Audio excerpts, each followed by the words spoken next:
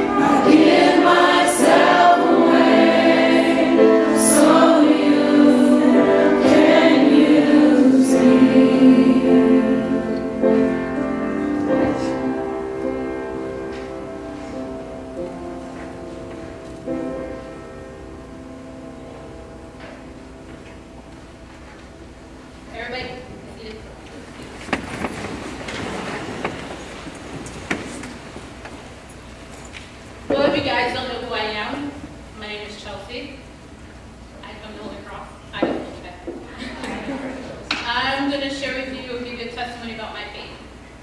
Now, I am known as PK, known as Preacher's Kid.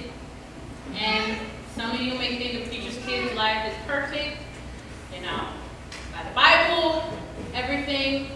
But for me, that's not the case. And I'm going to give the story of where my relationship with God was tested. Started when I was 7 years old. My brother died. He passed away from sickle cell. During that time, it was rock bottom. I was 7 years old. My brother was my rock. My brother was my best friend. My mom was there to comfort me.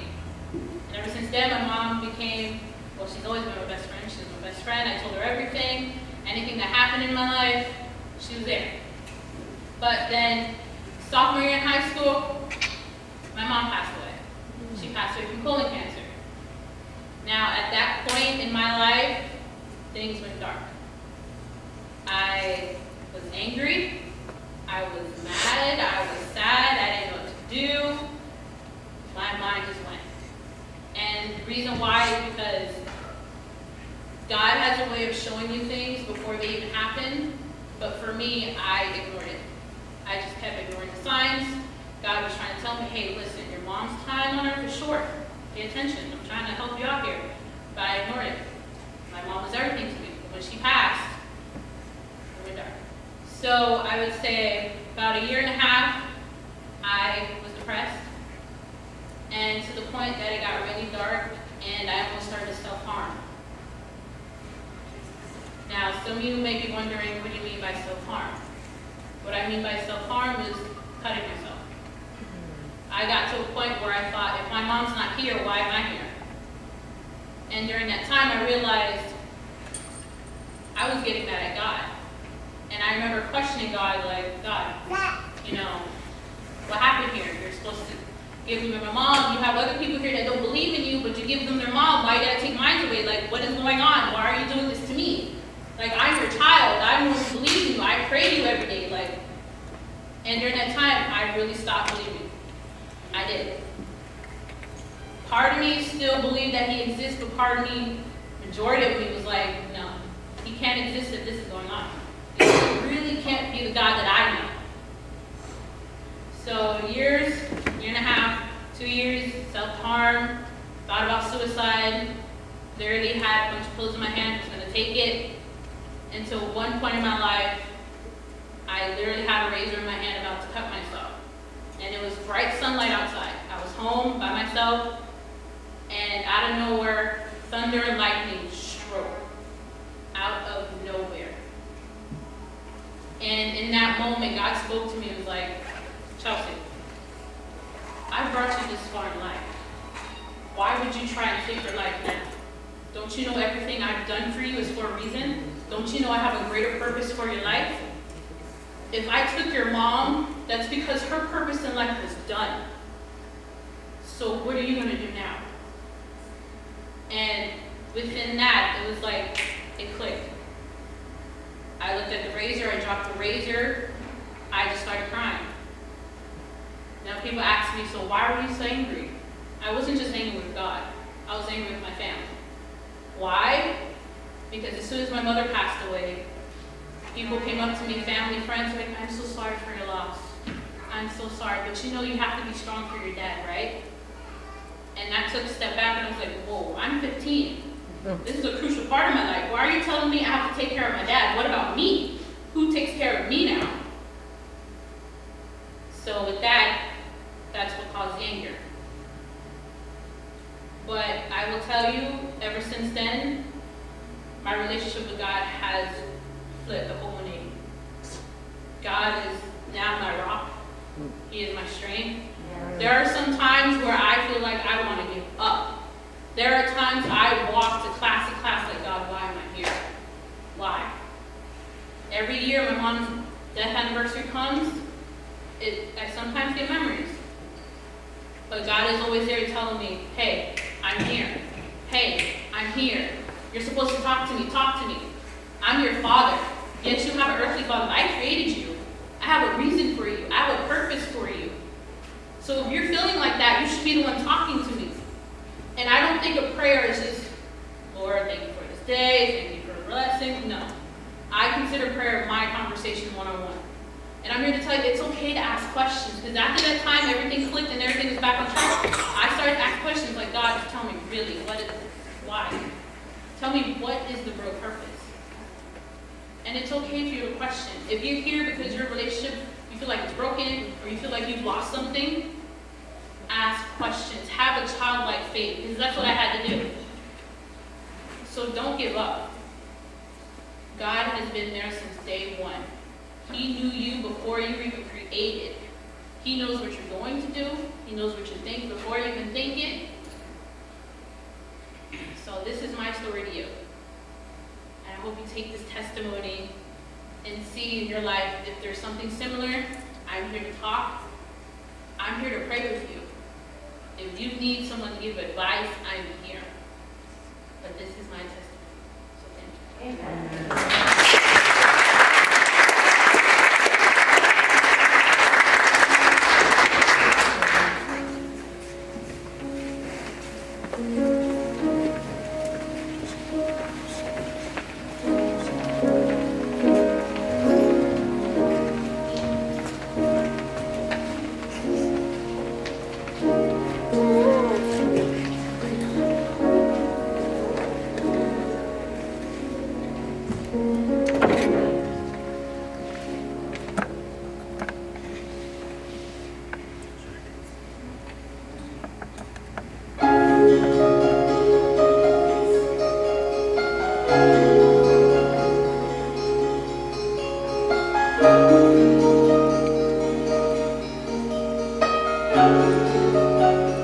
Take me to the King.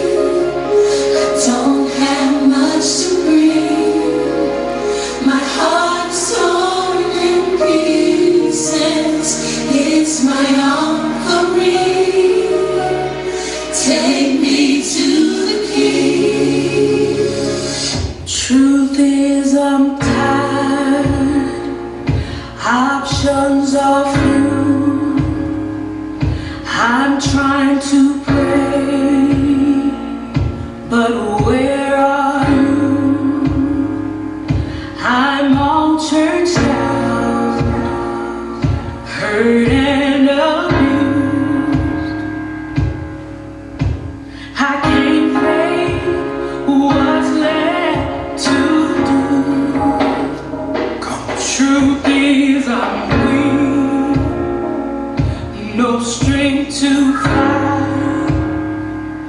no tears to cry, even if I try. But still my soul refuses to die. One touch will change my life. Take me to the King. I don't have much to bring. My heart's torn in pieces. It's my offering. Lay me at the throne. Leave me there alone to gaze upon your glory and sing to you this song. Please take me.